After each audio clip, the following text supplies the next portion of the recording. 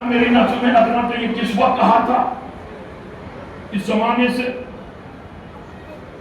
کم از کم 3500 برس قبل. میں تاریخ پڑھ رہا ہوں آپ کے سامنے. 3000 3500 برس. ہمارے سرکار سے 2000 برس قبل جناب ابراہیم تشریف لائے تھے. ابراہیم نے امتحان دیا, امتحان میں کامیاب ہوئے, کامیابی میں منصب امامت ملا. جب منصب امامت ملا تو کہا میری نسل میں رکھنا. تو جب نسل میں امامت مانی تو اب کتنے 1000 برس کے بعد امامت آئے گی؟ 2000 برس کے بعد. تو جب 2000 برس کے بعد آئے گی تو اولاد تو مانگ لی. بات سب تو نہیں بدل رہی ہے, سب تو نہیں ہے بھائی. 2000 برس کے بعد آئے گی تو اولاد تو مانگ لی. جائیداد بنانا انبیاء کی سنت. جب مانگ لی تو پھر جائیداد بناؤ. یہ تھوڑی یہ بچہ پیدا کیا اور چھوڑ کرتے چل دیے فی سبیل اللہ. 2000 برس پہلے. بس ایک روایت پڑھوں گا اور اس کے بعد آج کی عبادت تمام ہے, کیونکہ وقت نہیں ہے. کل پڑھوں گا اسی موضوع کو آگے. تو 2000 برس کے بعد امامت آنی ہے. اگر بات آپ تک پہنچی. جناب ابراہیم, جناب اسماعیل شہزادے, کم سنی کا عالم. پوچھو سوال اگر آپ ناراض نہ ہوں. یہ تو جھگڑے چل رہے ہیں, یہ جھگڑے چل رہے ہیں, جائیداد چل رہے ہیں نا. یہ تو شرم ہوگا کہ یہ کیا چل رہے ہیں. جناب ابراہیم جناب اسماعیل کم سن شہزادہ ایک سفر پر جا رہے تھے. بس یہ باتیں پڑھوں گا اور حقیقت مسائل. چلتے چلتے, یہ سفر عراق کا تھا. کم سن بچہ چلتے چلتے قریے میں شام ہو گئی. جب شام ہوئی تو آپ نے اس قریے میں قیام کر لیا. جناب اسماعیل چھوٹا شہزادہ ساتھ میں تھے بچے. اس نے قیام کیا. یہ وہ قریہ تھا جہاں روزانہ شب کو زلزلہ آتا تھا, آذان نازل ہوتا تھا. آذان ذہن میں رہنا چاہیے. وراثت, جائیداد, انبیاء. نتیجہ آپ کو کل نکلے گئے موضوع کا. میں تو پیغام آپ تک پہنچائے دے رہا ہوں. جائیداد بنانا انبیاء کی سنت.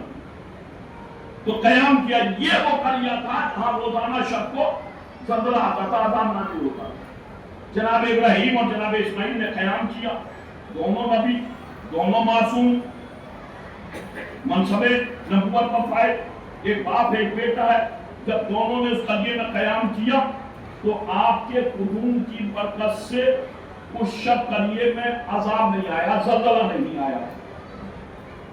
دونوں نے جو قیام کیا ابراہیم اور اسماعیل نے, زلزلہ نہیں آیا. صبح نمودار ہوئی.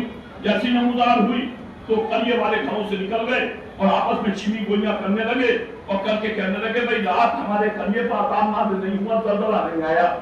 یہ آپس میں گفتگو کر رہے تھے قریے والے کہ اتنے میں ایک نوجوان دوڑتا ہوا آیا اور آ کر کے کہتا تمہیں معلوم ہے کس وجہ سے عذاب نازل نہیں ہوا, زلزلہ نہیں آیا؟ کہا کس وجہ سے کہ فلاں شخص کے یہاں دو نورانی شخصیتیں قیام پذیر ہیں, ان کے قدوم کی برکت سے قریے میں زلزلہ نہیں آیا. جیسے یہ کہا تو سارے قریے والے اس کے گھر پر پہنچے. جا کر کے تقربات کیا, صاحب خانہ کو طلب کیا. صاحب خانہ باہر آئے اور آ کر کے کہا کہ جیسی آئے کہ آپ کے یہاں کوئی مہمان ہے. کہاں مہمان ہے, ہم ان کی زیارت کرنا چاہتے ہیں. کہا خیریت ہے, کہیں زیارت کرو گے؟ کہا اس لیے تو سنا ہے وہ بڑی نورانی شخصیتیں ہیں, اپنے قریے میں روزانہ زلزلہ آتا تھا, گاؤں میں زمین ہلا کرتی تھی, ان کے قدوم کی برکت سے زلزلہ نہیں آیا. ہم بھی تو دیکھیں کون سی شخصیتیں ہیں. جیسے یہ کہا تو اس نے کہا ٹھیک ہے. وہ گھر میں گیا, ابراہیم اور اسماعیل سے التجا کی, انہیں لے کر کے گھر سے برآمد ہوا. اب جو برآمد ہوا تو چونکہ دونوں نبی ہیں, ابراہیم بعد ہمارے پیغمبر کے سب سے بڑے رسول ہیں, چہرے سے نور ساطع ہو رہا ہے. اب جو آیا سارے قریے والے دیکھنے لگے اور دیکھ کر کے کہنے لگے ہاں ان کے چہروں سے تو محسوس ہو رہا ہے کہ ان کے قدوم کی برکت سے ہمارے قریے سے عذاب اٹھا لیا گیا, عذاب نہیں آیا. لیکن ہم یوں نہیں مانیں گے بلکہ آج بھی یہ قیام کریں. اگر آج بھی کہیں زلزلہ نہیں آیا تو سمجھیں گے انہی کے قدوم کی برکت سے زلزلہ نہیں آیا. جیسے یہ کہا تو صاحب خانہ نے جناب ابراہیم سے خواہش ظاہر کی کہ سرکار ہمارے قریہ آج قیام کر لیجئے۔ ابراہیم نے مان لیا اور اس دن بھی رک گئے۔ جب اس دن بھی رکے تو ایسی بات ہے، نبی ہے، کوئی جادوگر تو ہے نہیں، معصوم ہے۔ ایسے تو رسول اللہ کے صحابہ بھی نہیں سنا کرتے تھے جیسے آپ سن رہے ہیں، آپ ان سے زیادہ اطاعت گزار لگ رہے ہیں۔ نبی کا موقع سنا رہا ہوں میں آپ کو۔ عظمت پہچانے ہمارے پیغمبر کی۔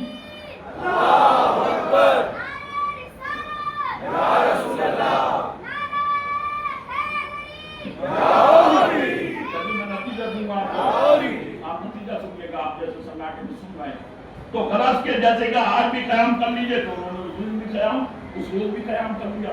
جب اس وقت بھی قیام کیا تو اس شب کو بھی زلزلہ نہیں آیا، اللہ نے اس قریے سے عذاب اٹھا لیا۔ قربان جاؤں آپ کی سماعت پر۔ دو معصوم، دیکھو کیسے سن رہے ہیں، دو معصوم ایسے قریے میں اگر قیام پذیر ہو جائیں، قدم رکھ دیں جس میں روزانہ عذاب نازل ہوتا ہو، تو اللہ اس قریے سے عذاب اٹھا لیا کرتا ہے۔ دو معصوم، دو نبی، دو معصوم اگر ایسے قریے میں جہاں روزانہ عذاب نازل ہوتا ہو اس قریے میں قدم رکھ دیں تو اللہ اس سے عذاب اٹھا لیا کرتا ہے۔ میں پھر کہہ رہا ہوں، دو معصوم اگر ایسے قریے میں جہاں روزانہ عذاب نازل ہوتا ہو اور اس میں قدم رکھ دیں تو اللہ اس سے عذاب اٹھا لیا کرتا ہے۔ قریے سے جہاں روزانہ عذاب نازل ہوتا ہو وہاں پر اگر دو معصوم قدم رکھ دیں تو اللہ اس سے عذاب، کیا سن رہے ہیں آپ، اس سے عذاب اٹھا لیا کرتا ہے۔ لن تجد لسنت اللہ تبدیلا، اللہ کا قانون قیامت تک نہیں بدلے گا۔ کہا ہمارا قانون ہے کہ وہ ایسا قریہ جہاں روزانہ عذاب نازل ہوتا ہو اگر دو معصوم قدم رکھ دے تو اللہ اس سے عذاب اٹھا لیا کرتا ہے۔ نقل کفر نباشا ہمارا عقیدہ نہیں ہے، لیکن اگر مان بھی لیا جائے جناب ابو طالب کے بارے میں کہ معاذ اللہ ابو طالب ایسے تھے، تو اللہ نے قانون بنا دیا کہ اگر ایسا قریہ جہاں روزانہ عذاب آتا ہو تو معصوم قدم رکھ دے تو اللہ اس سے عذاب اٹھا لیا کرتا ہے۔ تو جس آغوش میں محمد جیسا معصوم، علی جیسا معصوم،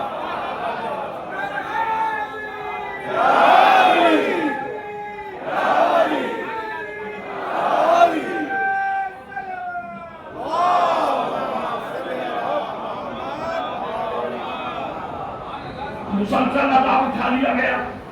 جب عذاب میں جو پیغام آپ تک پہنچانا چاہ رہا تھا، پڑھیے سنیے گا، تو جب عذاب اٹھا لیا گیا، چون امداد ہوئی، سارے قریے والے آ گئے صاحب خانہ کے گھر پر، جناب ابراہیم کے سامنے کہا چونکہ آپ کے قدوم کی برکت سے ہمارے قریے سے عذاب اٹھایا گیا ہے تو ہماری خواہش یہ ہے کہ آپ اس قریے میں مسلسل قیام پذیر ہو جائیں، مسلسل رہنے لگیں۔ ہم آپ کے لیے یہ جو قریے کے برابر میں ٹیلا ہے، یہ ہم ٹیلا آپ سے دیتے ہیں۔ ٹیلے کے لفظ ہے تاریخ میں، جسے کاغذ ہو دیکھ لیں، میں آج دکھا سکتا ہوں۔ اس قریے میں یہ جو ٹیلا ہے یہ ہم آپ کو دے سکتے ہیں۔ جائیداد بنانا انبیاء کی سنت ہے، جیسے کہا یہ ٹیلا ہم آپ کو دے سکتے ہیں آپ کو، تو جناب ابراہیم نے کہا یہ ٹیلا ہم لیں گے لیکن تحفے میں نہیں، اسے ہم خریدیں گے۔ 7 گوسفند کے بدلے ابراہیم نے وہ ٹیلا خریدا۔ آنے والی نسلوں کو ایک پیغام پہنچا دیا کہ جائیداد تحفوں میں نہیں بنائی جاتی بلکہ خریدی جاتی ہے۔ 7 گوسفند کے بدلے، اب جب بات پہنچانا چاہ رہا تھا، جب ابراہیم ٹیلا خریدنے کا ارادہ کر رہے تھے تو جناب اسماعیل چھوٹا شہزادہ بیٹا فوراً بابا کے کان میں کہتا ہے، بابا یہ ٹیلا قریے کے باہر نہ رہنے کے مطلب کا ٹیلا ہے، نہ کاشت کرنے کے مطلب کا، اسے خرید کر کے کیا کریں گے؟ قربان جاؤں، بہت سنیوں کی مجلس سے سناٹا آپ میں بھی چھایا ہوا ہے۔ بس جیسے یہ کہا، اس کے بعد میں کل پڑھوں گا، ٹائم ہو گیا ہے دیدے، جیسے یہ کہا نہ کاشت کے قابل نہ رہنے کے قابل قریے کے بہار ہے، اسے خرید کر کے کیا کریں گے؟ جناب ابراہیم نے اسماعیل کے کان میں کچھ کہا، جیسے کہا تو اسماعیل مسکرا کر کے خاموش ہو گئے۔ 7 گوشت کے بدلے قلعہ خرید لیا۔ کہو جملہ ابراہیم نے منصب امامت جیسے ہی ملا تو کہا میری نسل میں رکھنا، کہا تھا میری نسل میں رکھنا۔ 7 گوشت کے بدلے ابراہیم نے یہ قلعہ خریدا۔ یہی وہ قلعہ ہے جو آگے چل کر نجف اشرف کے نام سے مشہور ہوا۔ میں اتنی بڑی محنت کی ہے، نجف اشرف، قلعے کے معنی نجف اشرف، یہ منصب امامت مانگا تھا، لیکن یہ عصمت کی نگاہیں تھی جو 2000 برس پہلے دیکھ رہی تھی کہ میرا پہلا بیٹا علی جو منصب امامت پر ہوگا، جب وہ شہید ہوگا تو اس کے جنازے کو چھپا کر کے دفنایا جائے گا، اور فقہ محمدی میں غلط زمین میں دفن کرنا حرام ہے۔ میں جائیداد خرید کر جا رہا ہوں۔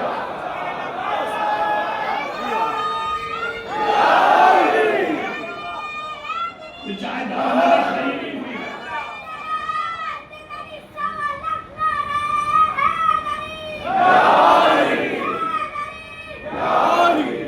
یہ تیری جائیداد، آپ ساری بحثیں پڑھ لیجئے۔ یہ تو سب مانتے ہیں کہ مولا کائنات کے جنازے کو چھپایا گیا۔ کبھی بحث سنی ہے کہ مولا کائنات کے جنازے کو کس جگہ دفن کیا گیا، وہ زمین مباح تھی کہ نہیں تھی؟ آپ بتائیے، کبھی بحث سنی؟ کبھی سنی ہے یہ بحث؟ کچھ ہر جگہ دفن کر دیں گے آپ، بغیر مرضی کے دفن کر دیں گے آپ؟ 2000 برس پہلے اب سمجھ میں آیا زیارت کرنے کیوں جاتے ہو؟ کیوں یقین ہے ہم جو پڑھیں گے کل بتاؤں گا کیوں۔ ابھی تو یہ ساری جائیداد کس کی ہے؟ یہ ساری وراثت کس کی ہے؟ جناب ابراہیم کی شادی کس سے ہوئی؟ اللہ صلوکم علیہ اجمعین المودۃ فی القربى، جناب سارہ سے۔ جناب سارہ کی یہاں اولاد نہیں ہوئی، حقیقی بیوی جناب سارہ، ان کے اولاد نہیں ہوئی۔ ابراہیم کی عمر 80 برس یا 81 برس، 100 برس یا 101 برس، عالم پیری تک لابلد۔ جب لابلد رہے، محرم سے ملا رہا عزیزو، تو جناب سارہ نے ایک روز جناب ابراہیم سے کہا ابراہیم اب تمہاری ریش مبارک سفید ہو گئی، عمر ڈھلنے لگی، اولاد ہے نہیں، اللہ کی بارگاہ میں منت مانو۔ آپ دیکھیں یہ منت، اے اللہ کی بارگاہ میں منت مانو کہ اللہ ہمیں وارث عطا کرے تو ہم لوگوں کو کھانا کھلائیں گے۔ اب بتاؤ کھانا کون کون کھلا رہا ہے؟ تو جناب ابراہیم نے منت مانی، اور جب منت مان لی ابراہیم نے، منت کے بعد جناب حاجرہ کنیز جو سارہ کے ساتھ آئی ہے، حاجرہ سے عقد کیا۔ جب عقد کیا تو جناب حاجرہ کے یہاں اسماعیل کی ولادت ہوئی۔ جب اسماعیل کی ولادت ہوئی، بابا سمیت آمدی دو، اسماعیل کی ولادت ہوئی تو جناب سارہ کا بھی جذبہ نسوانیت کھڑک گیا۔ پروردگار کی بارگاہ میں منت، پروردگار میں حقیقی زوجہ شہزادی، تو جناب سارہ کے یہاں بھی اسحاق پیدا ہو گئے۔ یہ جو جھگڑا چل رہا ہے یہ اسحاق اور اسماعیل والا، سمجھ رہے آپ؟ یہ فکر موضوع ہے کوئی آپ کے، اگر میں پڑھنے لگوں تو 2 گھنٹے چاہیے اسے، سمجھ رہے ہیں؟ تو یہ ٹپیکل، اور یہی وجہ ہے۔ اب بتائیے، اچھا میں سوال کر رہا ہوں، چھوڑیے تھوڑی دیر تو آپ سے بولوں میں، یہ دونوں بیٹے ابراہیم کے، اسحاق بھی اور اسماعیل بھی، جائیداد کا وارث کون ہے؟ یہ جتنا یروشلم ہے، ابراہیم وہیں پیدا ہوئے نا، تو ابراہیم مالک ہے، اور یہ مکہ مکرمہ کی جائیداد، اس کا مالک۔ تو یہ جو جھگڑا ہے وراثت کا، تو اب بتاؤ اسماعیل کس کے مالک ہیں اور اسحاق کس کے مالک ہیں؟ لیکن بہت ٹپیکل موضوع ہے، کیا اسحاق والے، ان کا اسحاق پیغمبر ہیں، میں ان کے نہیں، ان کی اولاد جو یہ دعویٰ کر رہی ہے یہود و نصارہ جو ہیں، تو کیا ان کا حق ہے کہ یہ مکے پر قبضہ کریں؟ یا اسماعیل کا مکے پر قبضہ اور ان کا حق ہے کہ یہ بیت المقدس پر قبضہ کریں؟ ان کا حق ہوتا ہے کہ نہیں؟ بتاؤ. بڑی پراپرٹی بجلی اور فلیٹ بنائے جا رہے ہو، اور ہمیں سوال کرنا تاریخ آپ کے ذہن میں ہے کہ نہیں؟ اسماعیل کا تو حق ہے کہ وہ بیت المقدس میں حقدار ہے، لیکن اسحاق یہ یہود و نصارہ کا حق نہیں ہے کہ خانہ کعبہ میں انہیں حق ملے. اس لیے اب جملہ کہہ کے بات ختم کر رہا ہوں، اس لیے کہ بیت المقدس والی جائیداد میں باپ شریک ہے، لیکن خانہ کعبہ والی جائیداد میں ابراہیم شریک نہیں ہے.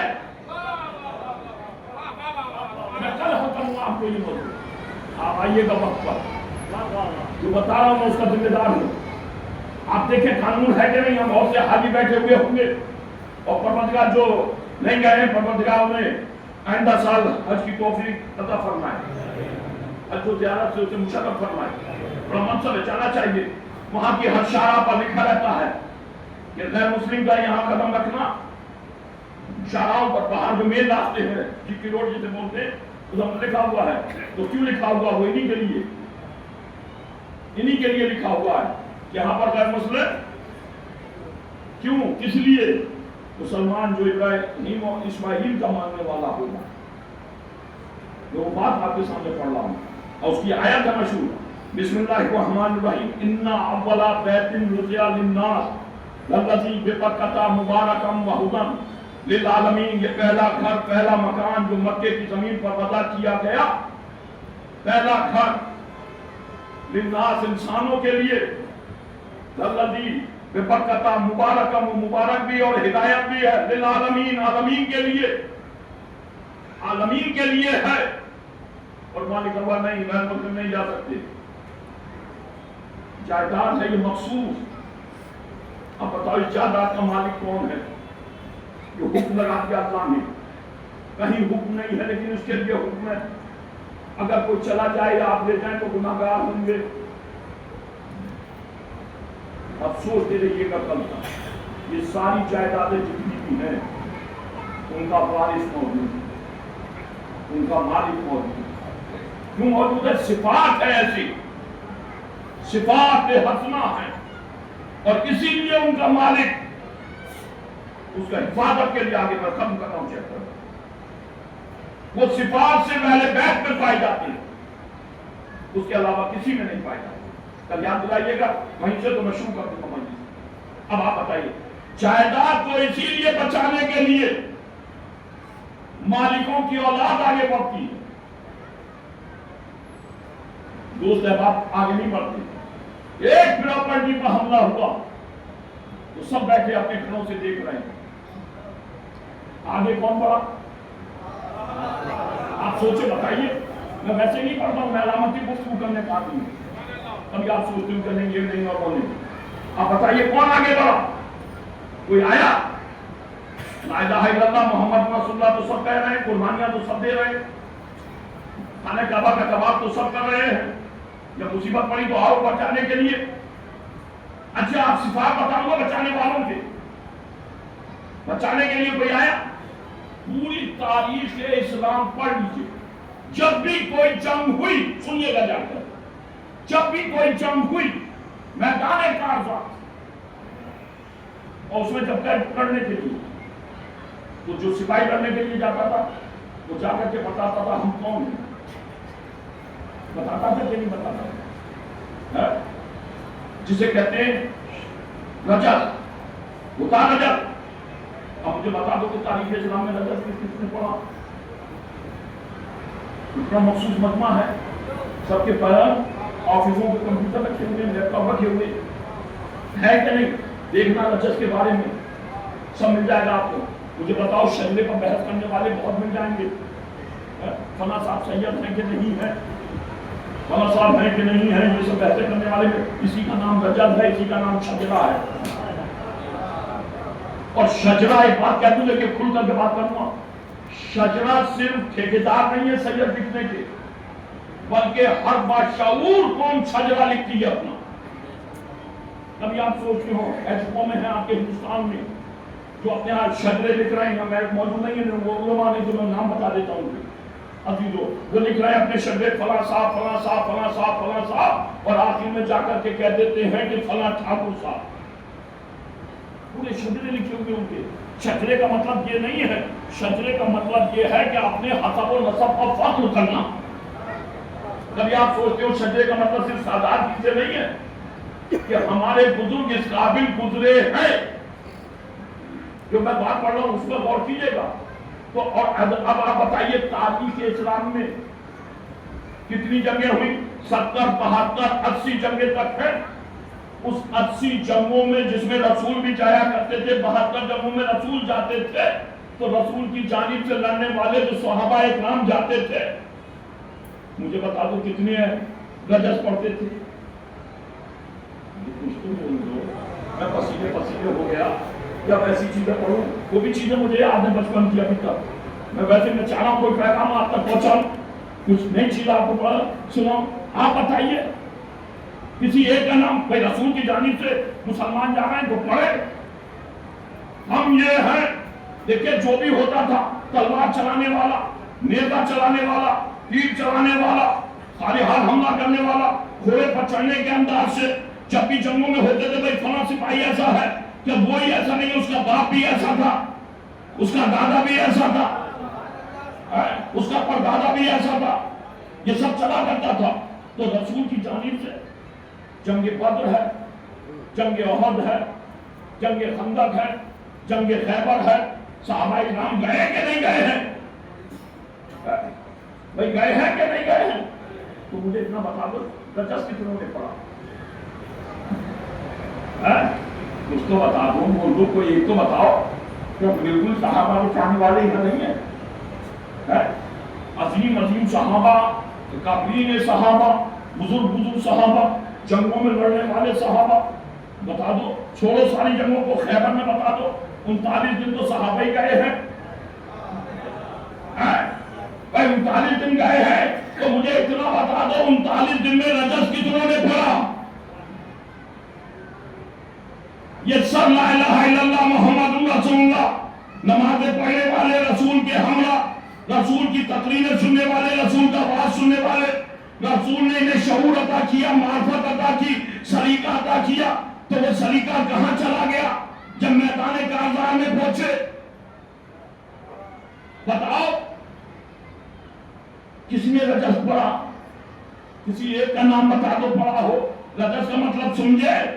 ہم یہ, ہمارا باپ یہ, ہمارا دادا یہ, ہمارا پردادا یہ, ہمارا سکر دادا یہ, ہم فلاں جگہ کے رہنے والے, ہمارے صفات حقہ یہ ہے, ہماری خصوصیات یہ ہیں, یہ پڑھنے والے ہیں. پھر آپ کے قریب آؤں, ایک کا نام بتا دے تاریخ گونگی ہے, کسی نے رجز پڑھا ہی نہیں. دیکھیے علی کے مقابلے میں مرحب آیا کہ نہیں؟ اس نے تو رجز پڑھا, مرحب نے تو رجز پڑھا, لیکن رسول کی طرف سے 39 دن جتنے گئے ایک نے بھی رجز نہیں پڑھا. پڑھا رجز کے نہیں؟ ایسے ہی سنیں گے. مرحب نے رجز پڑھا, لیکن اس نے بھی میدان میں آ کر کے اپنی ماں کا تو پتہ بتلایا, باپ کا اس نے بھی نہیں بتلایا. یعنی آنے والی نسلوں کو وہ بتا گیا علی کے مقابلے میں وہی آئے گا جس کی ماں کا تو معلوم ہوگا. آپ بتائیے کہ باپ کا پتہ بتایا ہو, لیکن علی نے پڑھا. آپ دیکھیں جو میں پڑھ رہا ہوں اس کا ذمہ دار ہوں. علی نے پڑھا انا الذی سمتنی امی حیدرہ, ماں کا بھی بتایا, میں علی ابن ابی طالب ابن عبد المطلب ابن ہاشم ابن کلاب ابن غالب ابن لوئی ابن کلاب, یہ بتایا. ابن اسد سارا سجا بتا دیا. علی کے علاوہ کوئی نہیں میدان میں بتا سکا. اب سمجھ میں آیا یہ سب میدان سے کیوں جان بچا رہے ہیں؟ میدان میں وہی آتا ہے جس کے باپ کا بھی پتا ہو، دادا کا بھی پتا ہو، پردادا کا بھی پتا ہو، اما جھاڑیوں میں پیدا ہونے والے۔ آپ بتائیے کہ یہ بتا سکتا ہے کل؟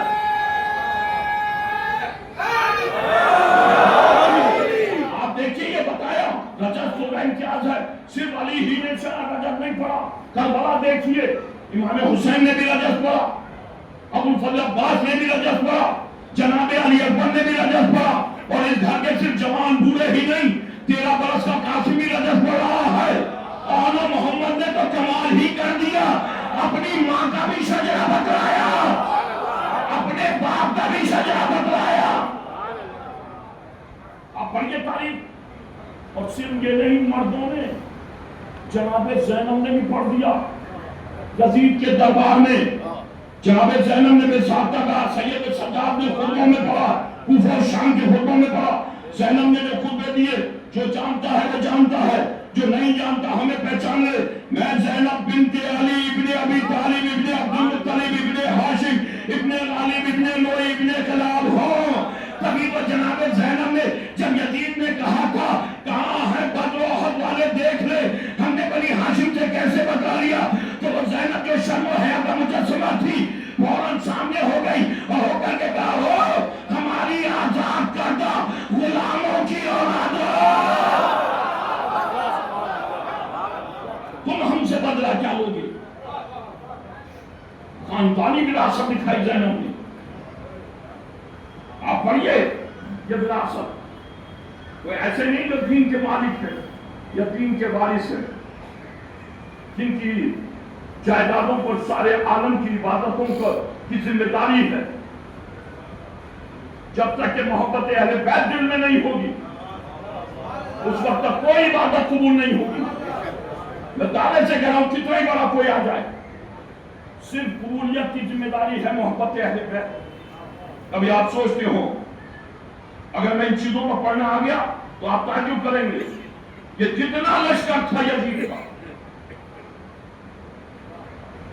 سب کا سب دیکھ کر آ جائے گا، چاہے وہ یزیدی ہو یا جس کے ماننے والے ہوں، یہ ایک سجدہ قبول نہیں ہے۔ جناب زینب روایت کہتی ہے کہ شب عاشور قیامت کی تاریخ تھی، ساری بیویاں اپنے اپنے شہید بچوں کو خیموں میں لیے بیٹھی ہوئی تھی، ابھی تابوت جناب اونو محمد کی زیارت آپ فرمائیں گے، زینب کی گود بھی اجڑ گئی، سب کچھ اپنے بھائی کا قربان کر دیا زینب نے۔ آپ دیکھیں جناب زینب جیسی قربانی کسی نے تاریخ میں نہیں دی، کوئی تاریخ میں ایسا نہیں ملتا جو جناب زینب اونو محمد۔ ساری بیویاں روایت کہتی ہے شب عاشور امام حسین جب خیموں کا دورہ کر رہے تھے تو دیکھ رہے تھے کہ بیویاں خیموں میں تاریکی چھائی ہوئی اور شمعیں روشن ہے، اور اپنے اپنے عرصہ کو بیٹھالے ہوئے ہیں، کہہ رہی ہیں اے بچوں دیکھو گھبرانا نہیں۔ ام لیلہ جناب علی اکبر کو لیے بیٹھی ہوئی، بیٹا علی اکبر میں سیدانی نہیں ہوں، کل کو مجھے سیدہ کے سامنے روز محشر شرمندہ نہ ہونا پڑ جائے۔ جناب قاسم کی ماں ام فروا امام حسن کی زوجہ اپنے بیٹے قاسم سے کہہ رہی ہیں بیٹا تم اتنے بڑے نہیں ہو، اگر تمہارا چچا تمہیں منع کر دے تو میرے پاس آ جانا، بیٹا میرے پاس پیش کرنے کے لیے حسین پر کچھ اور نہیں ہے۔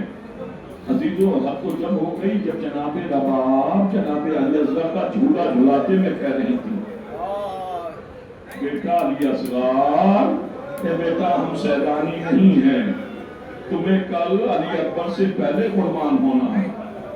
امام حسین ایک خیمے کا معائنہ کر رہے، صحابہ اکرام عبادت میں مشغول ہیں۔ عزیزو معائنہ کرتے کرتے روایت ہے کہ جناب زینب کے خیمے کے قریب سے جیسی گزرے تو دیکھا جناب زینب اونو محمد سامنے بیٹھے ہوئے ہیں، تو جناب زینب کہتی ہیں بیٹا اونو محمد تمہاری ذمہ داری زبردست ہے، بڑی ہے، اس لیے کہ تمہاری رگوں میں خون جعفر تیار بھی ہے اور شیر زینب بھی ہے، دونوں طرف سے تم ہو۔ اے بیٹو دیکھو خبردار کل مجھے مایوس نہ ہونا پڑے۔ آپ یقین دیکھیں میں کچھ روایتیں پڑھوں گا آپ کے درمیان، اندازہ لگاؤ جناب زینب کی قربانی، شجاعت دیکھیں جناب زینب کی۔ خدا پروردگار اور محمد کے صدقے میں آپ کی ماؤں کی گودیاں آباد رکھے۔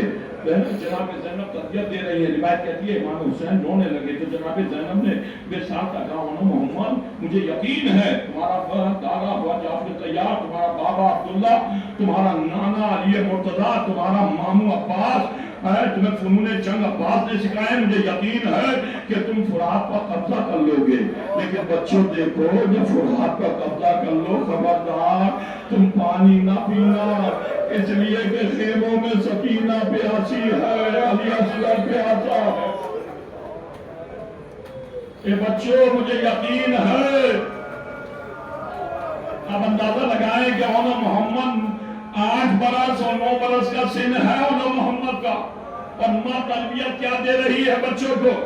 عزیزو روز عاشورہ جب آیا تو مقتل کی روایت ہے، عزیزو جناب زینب نے انہوں محمد کو سجا کر کے بھیجا، دونوں شہزادے آئے اپنی ماموں کی بارگاہ میں آ کر کے امام کو سلام کیا، کہا شہزادو خیریت ہے کہ اماں نے بھیجا ہے، کہا دیکھو تم اپنی ماں کے پاس جاؤ، تو خیمے کا پردہ اٹھا، بھیا میں نے انہوں محمد کو بھیجا ہے، اے بھیا جب میں مدینے سے چلی تھی تو اے بھیا جناب عبداللہ کی صحت ایسی نہیں تھی، انہیں بخار آ رہا تھا، اور جب میں مدینے سے نکل آئی تھی باہر تو عبداللہ انہوں محمد کو لے کر کے آئے تھے اور آ کر کے کہا تھا زینب ہم تو کربلا نہیں جا سکتے لیکن ان دونوں شہزادوں کو اپنے ہمراہ لے جاؤ، حسین پر اگر کوئی وقت پڑے تو ایک کو میری طرف سے حسین کو قربان کر دینا اور ایک کو اپنی طرف سے قربان کر دینا۔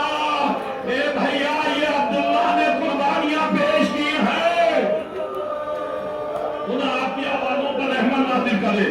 ابھی انہی شہزادوں کے تابوتوں کی زیارت آپ فرمائیں گے۔ عزیزو جیسے یہ کہا روایت کہتی ہے جناب ابوالفضل عباس آ گئے، فنون جنگ جناب عباس نے انہیں سکھائے تھے، دونوں شہزادوں کو گھوڑوں پر سوار کیا، عزیزو دونوں چاند کے چہرے چمک رہے تھے۔ مقتل کی روایت ہے کہ بار بار بار انہوں محمد کی پیشانی کا بوسہ لے رہے تھے اور تلواروں پر سائیکل رکھی ہوئی دونوں شہزادوں کو رخصت کیا۔ روایت کہتی ہے خیام سے نکل کر کے عباس اور حسین میدان میں آ گئے، جعفر طیار کے پوتے جنگ کرنے لگے۔ اب جو جنگ کرتے کرتے اور نے محمد سے کہا بھیا تم میسرہ پر حملہ کرو، میں میمنہ پر حملہ کروں گا۔ اب جو دونوں نے حملہ کیا فوج یزید نے بھگدڑ مچ گئی، لڑتے لڑتے جب دونوں شہزادوں نے فرات پر قبضہ کر لیا تو محمد نے اپنے گھوڑے کو فرات میں ڈالا، پانی کو ہاتھوں میں لیا تو فوراً عزیزو اور نے آواز دی بھیا ماں کا پیغام ہے پانی نہ پینا۔ خیام میں سکینہ پیاسی ہے، عزیزو روایت کہتی ہے دونوں شہزادے پیاسے فرات سے نکل آئے، مرحبا کی صدائیں بلند کی عباس نے۔ اب جو نکلے تو عزیزو ابن سعد نے کہا یہ جعفر طیار کے پوتے ہیں، انہیں ایسے نہیں مارا جا سکتا، چاروں طرف سے گھیر لو، ایک ساتھ حملہ کرو۔ دونوں لڑتے لڑتے کربلا